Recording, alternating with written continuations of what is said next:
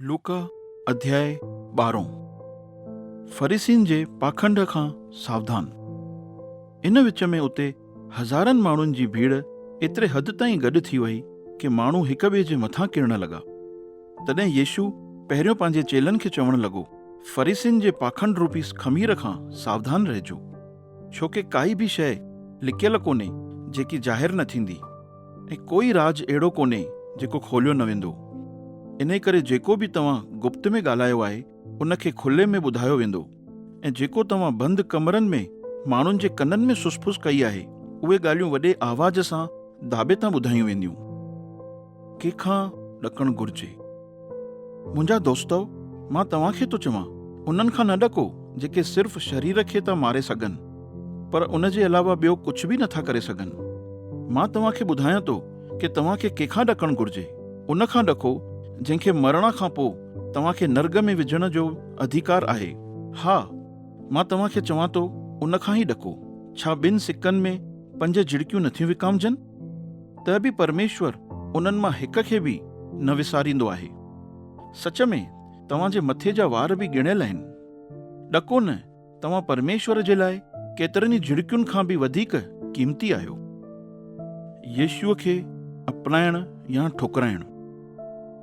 मां तव्हांखे थो चवां, जेको बि ज़ाहिर में सभिनीनि माण्हुनि जे साम्हूं मूंखे स्वीकार कंदो त माण्हूअ जो पुटु बि परमेश्वर जे स्वर्गदूतनि जे साम्हूं उनखे स्वीकार कंदो। पर जेको बि माण्हुनि जे साम्हूं मुंहिंजो इनकार कंदो त परमेश्वर जे स्वर्गदूतनि जे साम्हूं उन जो बि इनकार कयो वेंदो। जेको बि माण्हूअ जे पुट जे विरोध में कुझु चए त उहो माफ़ कयो वेंदो, पर जेको बि पवित्र आत्मा जी निंदा थो करे उनखे कॾहिं बि माफ़ न कयो वेंदो। जॾहिं तव्हांखे प्रार्थना घरनि में ऐं न्याय करण वारनि ऐं अधिकारियुनि जे साम्हूं पेश कयो वञे त इहा चिंता न कजो कि तव्हांखे कीअं ऐं कहिड़ो जवाबु ॾियणो आहे ऐं तव्हांखे छा चवणो आहे, छो कि ओॾी महिल ई पवित्र आत्मा तव्हांखे सेखारींदी कि तव्हांखे छा चवणु खपे। हिकु मूर्ख शाहूकार जो मिसाल। तॾहिं भीड़ मां कंहिं माण्हूअ यीशुअ खे चयो, हे गुरु, मुंहिंजे भाउ खे चओ कि मुंहिंजे पिता जी मिल्कियत मां मुंहिंजो हिस्सो मूंखे ॾे। यीशुअ उनखे चयईं, हे मुंहिंजा प्यारा, कंहिं मूंखे तव्हांजो जज या मिल्कियत जो बंटवारो करण वारो मुक़ररु कयो आहे? इन ते यीशुअ माण्हुनि खे चयो, ॾिसो, हर हिक तरीक़े जी लालच खां सावधान रहो, छो कि जीवन मिल्कियत जी घणाईअ सां मापियो न वेंदो आहे। तॾहिं यीशुअ उन्हनि खे हिकु मिसाल ॾींदे चयो, कंहिं शाहूकार जे खेत में ॾाढी फसल थी। उहो दिलि में वीचार करणु लॻो, मां हाणे छा कयां, छो कि मूं वटि एतिरी जॻहि कोन्हे कि मां एॾी फसल खे रखी सघां। पोइ उहो चवणु लॻो, मां हाणे ईअं कंदुमि कि पंहिंजा गोदाम तोड़ाए करे अञा वॾा कराईंदुमि ऐं उते पंहिंजो सभु अनाज ऐं पंहिंजी मिल्कियत रखंदुमि ऐं पंहिंजे पाण खे चवंदुमि, प्यारा, हाणे तो वटि घणनि ई सालनि जे लाइ ॾाढो अनाज ऐं मिल्कियत अथई, सो आराम कर, खा पी ऐं मौज कर। पर परमेश्वर उनखे चयईं, हे मूर्ख, अॼु राति जो ई तूं मरी वेंदे, पोइ जेको कुझु तूं गॾु करे रखियो अथई उहो कंहिंजो थींदो? साॻी हालत उन माण्हूअ जी थींदी जेके संसार में पंहिंजे लाइ धन था इकठो कनि पर परमेश्वर जी नज़र में धनी कोन्हनि। परमेश्वर ते विश्वास रखणु। यीशुअ पंहिंजे चेलनि खे चयईं, इन करे मां तव्हांखे चवां थो कि हिन धरतीअ ते जीवन बिताइण जे लाइ इहा चिंता न कयो कि छा खाईंदासीं, ऐं न ई पंहिंजे शरीर जे लाइ कि छा पाईंदासीं, छो कि त जीवन खाधे खां ऐं शरीर कपड़नि खां वधीक क़ीमती आहे।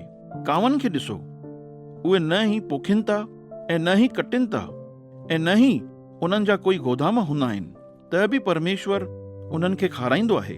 तव्हां त पखियुनि खां वधीक क़ीमती आहियो। तव्हां मां अहिड़ो केरु आहे जेको चिंता करे पंहिंजे जीवन जो हिकु पल बि वधाए सघंदो आहे? जॾहिं चिंता करे तव्हां एतिरो नंढो कमु नथा करे सघो त बाक़ी ॿियुनि ॻाल्हियुनि जी चिंता छो था कयो? जंगली गुलनि खे ॾिसो, उहे कीअं था वधनि। उहे पाण खे सिंगारण जे लाइ काई महिनत नथा कनि, त बि मां तव्हांखे चवां थो कि राजा सुलेमान बि पंहिंजी सॼी शानो शौकत में इन गुलनि मां कंहिं हिकु वांगुरु बि कपिड़ा पातल न हुयो। जेकॾहिं परमेश्वर मैदान जी गाह खे, जेकी अॼु आहे ऐं सुभाणे बाहि में फिटी कई वेंदी, पाराए थो, त हे अल्प विश्वासियो, उहो तव्हांखे छो न पाराईंदो? इन करे तव्हां इन ॻाल्हियुनि जी सोच में न रहो कि छा खाईंदासीं ऐं छा पाईंदासीं, ऐं न ई इन ॻाल्हियुनि जी चिंता कयो, छोकी संसार जा जेके बि माण्हू परमेश्वर खे नथा सुञाणनि उहे सभु इन ॻाल्हियुनि जी ॻोल्हा में रहंदा आहिनि। पर तव्हांजे स्वर्गीय पिता खे ख़बर आहे कि तव्हांखे इन शयुनि जी ज़रूरत आहे। इन करे तव्हां परमेश्वर जे राज्य जी ॻोल्हा में रहो त इहे सभु शयूं बि तव्हांखे मिली वेंदियूं। स्वर्ग में खजानो इकट्ठो करणु।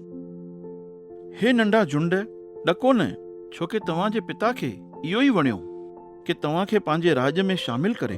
तव्हां पंहिंजी मिल्कियत विकिणे करे जेके ज़रूरतमंद आहिनि उन्हनि खे ज़रूरु दान कयो। ईअं करण सां तव्हां पंहिंजे लाइ अहिड़ा बटूं तयारु कंदव जेके झूना नथा थियनि। स्वर्ग में अहिड़ो खजानो इकट्ठो कयो जेको घटिजंदो कोन्हे। उते न कोई चोर उन जे वेझो ईंदो ऐं न ई कोई कीड़ो उनखे बिगाड़े सघंदो आहे, छोकी जिते तव्हांजो खजानो आहे उते ई तव्हांजो दिलि बि लॻो पियो हूंदो। जागंदा रहो। यीशुअ पंहिंजे चेलनि खे चयईं, तव्हांजी कमर हमेशा कसियल रहे ऐं तव्हांजा ॾीआ ॿरंदा रहनि। तव्हां उन्हनि दासनि वांगुरु ठहो जेके पंहिंजे मालिक जी राह पिया ॾिसनि कि उहो कॾहिं शादीअ मां वापसि मोटी ईंदो, ताकि जॾहिं उहो दरवाजे खे खटखटाए त उहे ओॾीमहिल ई उन जे लाइ दरवाजो खोलिनि। धन्य आहिनि उहे दास जंहिंजो मालिक वापसि अचण ते उन्हनि खे जागंदो ॾिसे। मां तव्हांखे सच थो चवां कि उहो मालिक हिकु दास वांगुरु कपिड़ा पाए करे उन्हनि खे भोजन खाराइण जे लाइ विहारींदो ऐं उन्हनि खे पाण रोटी पाए ॾींदो। धन्य आहिनि उहे दास जंहिंखे मालिक राति जो 2 या 3 पहर जे अचण ते बि ईअं ई जागंदो ॾिसे। पर इहो सम्झी वठो, अगरि घर जे मालिक खे इहा ख़बर हुजे हा कि चोर केॾी महिल ईंदो त उहो जागंदो रहे हा ऐं पंहिंजे घर में चोरी न थियण ॾे हा। इन करे तव्हां बि तयारु रहो, छोकी जंहिं वक़्तु तव्हां सोचियो बि न हूंदव उन ई वक़्तु माण्हूअ जो पुटु अची वेंदो। ईमानदार ऐं बेईमान भंडारी। पतरस यीशुअ खां पुछो, हे प्रभु, छा इहो मिसाल तूं असांजे लाइ चए या सभिनीनि जे लाइ? प्रभुअ जवाब में चयईं, केरु अहिड़ो विश्वास योग्य ऐं बुद्धिमान भंडारी आहे जंहिंखे उन जो मालिक पंहिंजे दास दासियुनि जे मथां मुक़ररु करे ताकि उहो उन्हनि खे सही वक़्त ते खाधो ॾे। धन्य आहे उहो दास जंहिंखे उन जो मालिक वापसि अचण महिल ईअं ई कंदो ॾिसे। मां तव्हांखे सच थो चवां, उहो उन दास खे पंहिंजी सॼी मिल्कियत जे मथां अधिकारी मुक़ररु कंदो। पर जेकॾहिं उहो दास पंहिंजे दिलि में वीचार करणु लॻे कि मुंहिंजो मालिक अचण में देरि करे रहियो आहे ऐं उहो दास दासियुनि खे मारणु कुटणु लॻे ऐं खाइण पीअण ऐं नशेबाज़ी करणु लॻे, तॾहिं उन दास जो मालिक अहिड़े ॾींहं ते ईंदो जॾहिं उहो दास हुन जी राह न ॾिसंदो हूंदो ऐं अहिड़े वक़्त ते ईंदो जंहिंजे बारे में उनखे ख़बर न हूंदी। मालिक उन दास खे ॾाढी सख़्तु सज़ा ॾींदो ऐं उन जो अंत बि उहो ई थींदो जीअं अविश्वासियुनि जो थींदो आहे। उहो दास जेको पंहिंजे मालिक जी इच्छा ॼाणण खां पोइ बि तयारु न रहियो ऐं न ई उन जी मर्ज़ीअ जे मूजिबि कमु कयईं, उहो ॾाढी मार खाईंदो। पर जेको दास मालिक जी इच्छा न ॼाणे करे मार खाइण जो कमु करे, उन दास खे थोरी ई मार मिलंदी। इन करे जंहिंखे वधीक ॾिनो वियो आहे उन खां वधीक वरितो वेंदो ऐं जंहिंखे ॾाढो सौंपियो वियो आहे उन खां वधीक घुरियो वेंदो। यीशुअ जे अचण जो अंजाम। मां धरतीअ ते बाहि लॻाइण आयो आहियां ऐं काश इहा पहिरियों खां ई भरियल हुजे हा। मूंखे हिकु बपतिस्मो वठिणो आहे, पर जेसिताईं उहो पूरो न थिए तेसिताईं मां केतिरो ई त परेशान रहंदुमि। छा तव्हां ईअं था सम्झो कि मां धरतीअ ते सुलह कराइण आयो आहियां? मां तव्हांखे चवां थो कि न, मां त अलॻि कराइण आयो आहियां।